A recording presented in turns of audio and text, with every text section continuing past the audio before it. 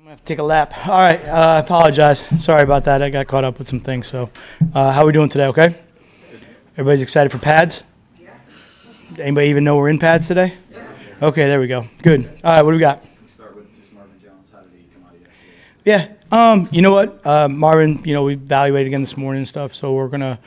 He's good. He's fine. But we're always a little bit just cautious the day after. We've been kind of working a lot of days in a row here from that standpoint. So any sort of situation where a guy gets, maybe feels something or dinged up or whatever it is, or, anything along those lines, we're always going to be a little bit cautious because we know we have a lot of consecutive days in a row of practice. So it's something you don't want to just be in the normal in-season mode where you could be, it's fine, I'll just go tomorrow and we'll be okay and get to your rest day and then get to the game.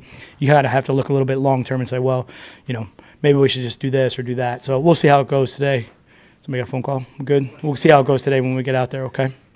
Question about Kenny Galladay. This really pertains to any second-year player, but what is the jump that they make from year one to year two? And where do you see him fitting in as a complementary receiver to what you already, the veterans you have there? Yeah, huge jump as far as, being an NFL football player. And I would say a very difficult one, and one that's so different from player to player, position to position. Hopefully in the second year you're trying to understand big picture concepts a little bit greater. More so when you come in as a rookie, you're really just focused on your job and trying to understand how you fit and kind of that tunnel vision. So as we progress through training camp, trying to get him to understand everything that he's looking at and grow from that standpoint. Discipline, you're always looking for that. And second year players trying to improve like their fundamentals and their techniques. A lot of time you come in, if you're a rookie, you get done playing college football, and whether you've been at the draft or working through the spring, trying to just get ready to go into that NFL camp for the first time, there's so much to absorb, not only from a football standpoint, but just a life change, that there's a lot of details that go by the wayside. So hopefully through your second season, you can really start to capture that. And I think the biggest jump really occurs probably from your second to third year. That's where you kind of settle in. The second year, again, it's still a lot new from a standpoint of learning, because there's all the stuff that you kind of didn't really grasp yet first year. So you're learning it all new the second year. And then hopefully after 2 years, you kind of have a real good picture of what it's about. And then you can really improve into your third year. So that's why there's such a big jump between your first and second, obviously because expectations are larger and all that. So. Why was Nevin Lawson not a practice yesterday? Yeah, just personal reason. How long do you expect him? We'll get out there and we'll check the numbers today. From your experience, what are some of the things that pop out in that first day in pads when you review that tape? Yeah, it's an interesting day. It's a very intense day from that standpoint. It's one that I definitely go through, and I'm trying to be conscious from a safety standpoint too. It's been a long time since we've had equipment on, and everybody's excited and energetic and all that. But you want to practice in a very safe manner. You want to take care of each other, be professional, try to improve. So I'm going to definitely look at the fundamentals part of it, but for me, it's really just the organization of the drills. These are the first time we've done these drills, probably in a long time, making sure that everybody gets them set up properly and that the tempo is at a good pace. That'll be kind of the first part of it. And then, the rest of it's kind of see who does have that little bit of extra, whether it's explosion, strength, pop, hand placement, and just see how far we have to work. You get a little bit of glimpse when you go in, not in pads, and you can do some bag drills and hit the sleds and things like that and say, okay, hey, the footwork's not really tight here, or the hands are a little bit too wide here, the placement, the pad level, you see that. It's a little bit different when you line up against a bag than when you line up against another person. When you line up against that variable of another player, sometimes you forget a lot of those muscle memory things that you need to do. So really try to tighten that down as much as we can. Will Marvin be suited up and practicing today? We'll see when we get out there, and we'll go.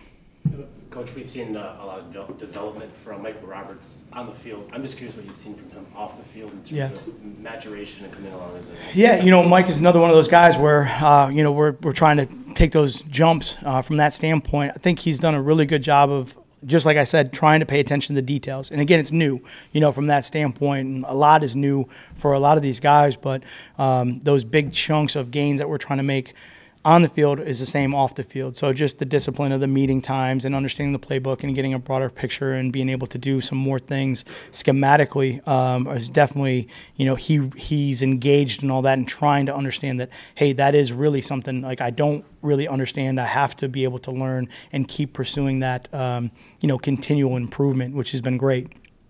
Matt Matt Castle's obviously been around in this league for a long time. I'm sure you have some idea what you would get in him. Just curious what Jake Rudock can show you, since I think he's thrown 5 regular season passes. What sort of things you're looking for? Yeah, Jake coming in, obviously saw him a little bit, from the other side of it, but a guy that's really studying extremely hard. He's in the classroom a lot. He's really, again, trying to grab that command of the offense so that he can, as a quarterback, you need to know what everybody does at every single time, plus what everybody on defense does, and be able to identify and work that communication. So there's a lot of studying that goes on there from that aspect, not only what you have to do offensively, but also learn defensively.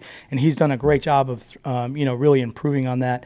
And on the practice field, as we've been going through, obviously just working on his mechanics, and we get to the point now as a quarterback where it's kind of just like, hey, you have to trust what you see and go with it, instead of trying to second guess maybe like you do in the classroom and say, well, I think it's this, and go through with some of the instinctual things that you do as a quarterback. So, I've really seen that improvement, which has been great. You mentioned the safety element with padded practices. Do you have a philosophy on live tackling? Do you still want to keep those guys off the ground, not just with this practice, but the padded practices going forward? Yeah, we're always trying to, stay up as much as we can and keep everybody off the ground. I think when you go to the ground in certain situations, there's just a professional way to try to do it.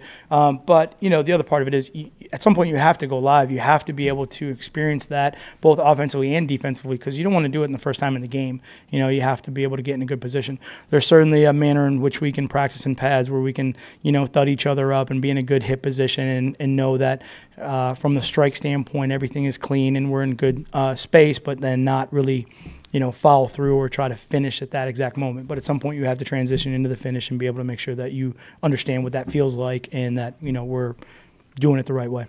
Do you enjoy getting to this phase where you finally do get the pads on? Yeah, this is obviously the most exciting day of the year. We can actually get real football out there. The non-padded days are great, to work in the team environment and then to, get out there and orchestrate it all. But, this is what you love. And again, pads, we make a big deal out of it now because of all the different rules and the changes and what we can and can't do with it. But from a player standpoint, you should always want to play in pads. You should always want all your equipment on. It's a protection device, but you want to practice with it on so you know what it feels like in the game. And really, that's the way the game was designed to be played, was with, in full equipment, and it's just different. The biggest part also that people don't understand is the quicker we can get in pads, there's a difference between being in just conditioning and then being in football shape. You hear that term, and what does that mean? Well, if you're out running around the track and you have no sort of restriction around your, your lungs and your chest cavity, and it can just expand normally, that's one thing. But once you tighten those pads down, your lungs can only expand so far, and your chest cavity can only, get so much air in. It's almost like you got to retrain yourself to be able to get to a higher conditioning level because of that, different situation with the equipment on. So, yep. I want to ask about Alex Barrett. Just what did you see in him in sort of thinking that he could play some of that outside linebacker type role? And he was an interior lineman a little bit in college, so how was he? Sure. Alex Barrett, just from a skill set, really does have that versatility to be able to, whether it's on the edge, play inside, or even in some cases be behind the ball. He's kind of a versatile guy that way. Athletic, strong, plays with good leverage, good knee bend, and smart. So just trying to use him in a couple of different ways and see what fits best for him and for the scheme from that standpoint. But I would say his power, his ability to both be in a 3-point stance, 2-point stance. Again, when you look at the game, there's a difference between trying to look at the game when your hand's in the dirt and you're looking through the top of your eyelids than when you stand up. And when you stand up and you see a different vision range, your focus and your eye control changes entirely. And not everybody can do that. And so then when you take those guys that are in college, even to other guys that I've coached before, the Teddy Bruschi's of the world who played inside defensive line and then become linebackers, it's really about their eye control and their eye placement and if they can see the game that way. So it's different. Some can, some can't. How many guys realize that versus just being kind of a subconscious thing? Sure. To learn that. Yeah. Is there something to actually being able to train that? Or Yeah, exactly. So some guys, if you put them in that situation, they naturally just pick it up and you kind of just let it go. Other guys, that's the first question you ask when you try to put them in different positions, put them in a 2-point stance, move them off the ball. You start to ask them, what are you looking at? What do you see? What do you feel?